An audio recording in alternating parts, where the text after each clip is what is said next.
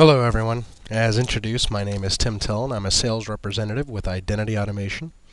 On this first slide, you'll see my email address where I'm more than happy to take questions from anyone participating in the webinar today that either does not have the opportunity to ask their question or would rather do so in a less public forum.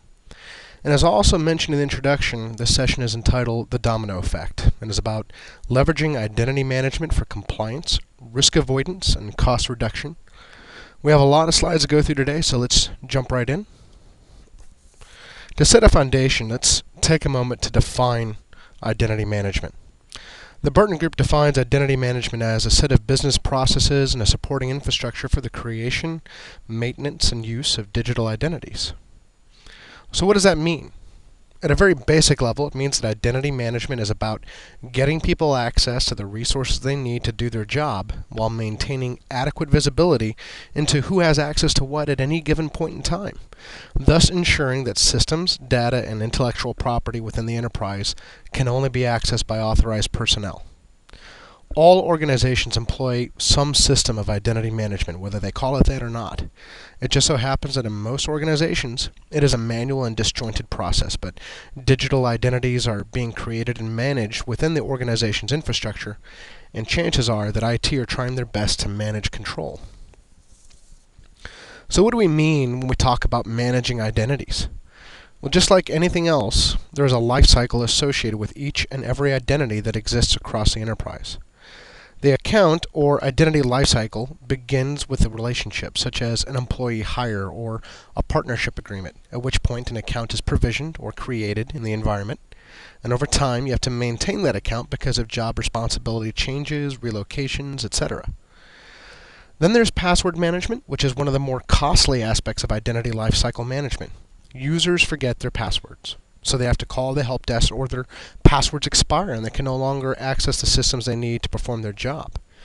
Another big element of lifecycle management is access management. This is all about controlling who has access to what and when they have access to it, as well as how they access it.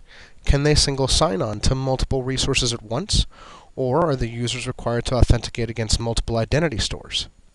Finally, there is a termination of a relationship, which means the identity must be deprovisioned or terminated to ensure that the user can no longer gain access to the system and to mitigate the possibility of the account somehow being hijacked and exploited over time.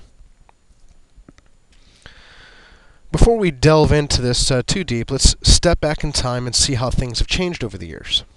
Back in the 70s, life was simple. There were mainframes and dumb terminals, and that was about it.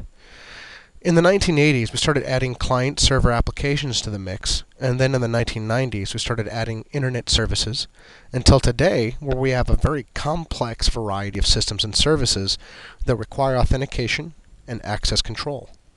So as we step into the future and new technologies are introduced, the issues around the management of identities will continue to grow, and will do so exponentially. So as I stated on the previous slide, the typical enterprise today is extremely complex and is comprised of a heterogeneous computing environment with multiple identity stores. Each user in the enterprise will have, on average, between 12 and 16 identities, comprising of different usernames and passwords. Now, Gartner did a study some time ago that stated the average user had about 14 identities. Most of you, if you're anything like me, will actually have many, many more than that when you consider all the accounts we have on the internet for banking or investments, 401k accounts, etc. Typically in the enterprise, however, the number is somewhere between 12 and 16. As you might imagine, or perhaps have experienced for yourself, all of those usernames and passwords are frustrating for the user and can decrease security because users resort to writing them down. They also increase help desk burden, especially during password expiration periods. The provisioning process for all those identities is typically manual in nature and involves emails and telephone calls to grant and revoke access. This results in slow ramp-up time for new employees, and for a great many organizations, a failure of audits due to poor processes around account cleanup and when an employee leaves, which of course increases risk of security breach as well. And since these systems are not interconnected, there is typically fragmented, if not limited, audit capability when it comes to trying to determine who has access to what and who granted that access in the first place. What you're looking at is a typical view of an organization today. Perhaps they have Active Directory, which gets them access through some number of Windows-based and Active Directory-aware systems.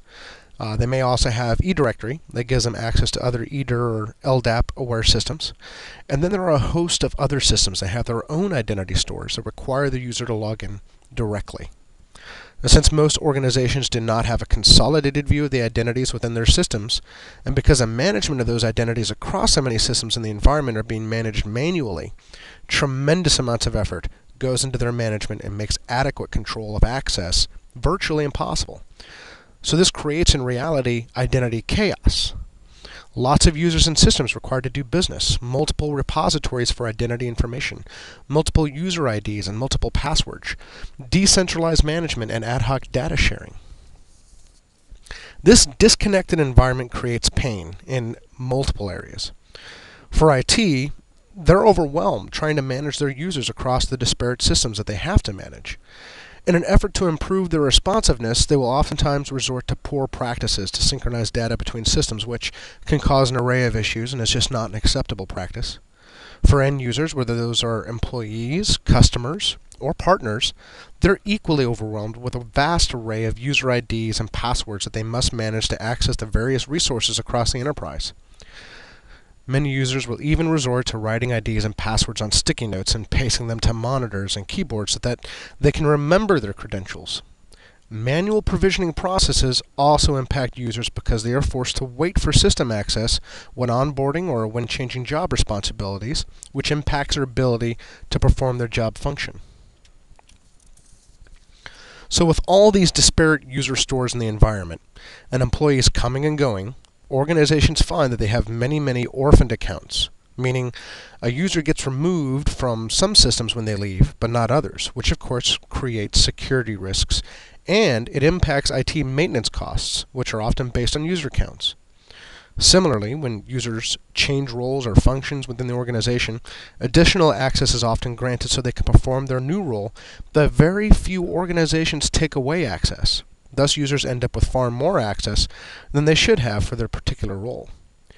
One of the most important capabilities for any organization today is audit. Who has access to what and how do they get it?